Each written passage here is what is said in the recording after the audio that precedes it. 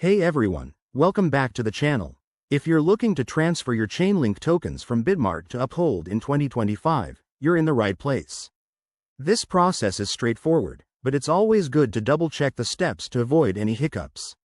By the end of this video, you'll have your Chainlink safely moved over.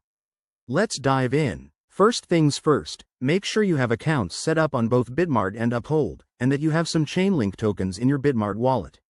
Also, verify your Uphold account for smoother transactions. It's a quick step that can save you time later. Step 1. Log into your Bitmart account. Head over to the dashboard and navigate to your wallet section. Find your Chainlink tokens and select the withdraw option. You'll need to enter the withdrawal details carefully. Step 2. Get your Uphold wallet address. Open your Uphold app or website, go to your Chainlink wallet, and copy the deposit address. Double check that it's for Chainlink. Look for the link ticker to confirm. Step 3. Back on Bitmart, paste the Uphold address into the withdrawal form. Enter the amount of Chainlink you want to transfer, making sure to leave room for any network fees. Review everything, amount, address, and fees, then hit confirm. You'll likely need to complete a two-factor authentication for security.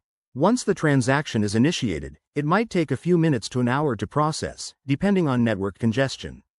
Keep an eye on your Uphold account to confirm the arrival of your tokens. A quick tip.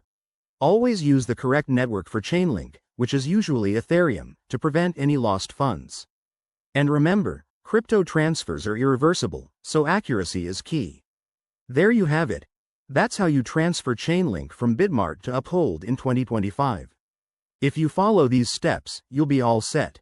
Thanks for watching. If this helped, hit that like button and subscribe for more crypto tutorials.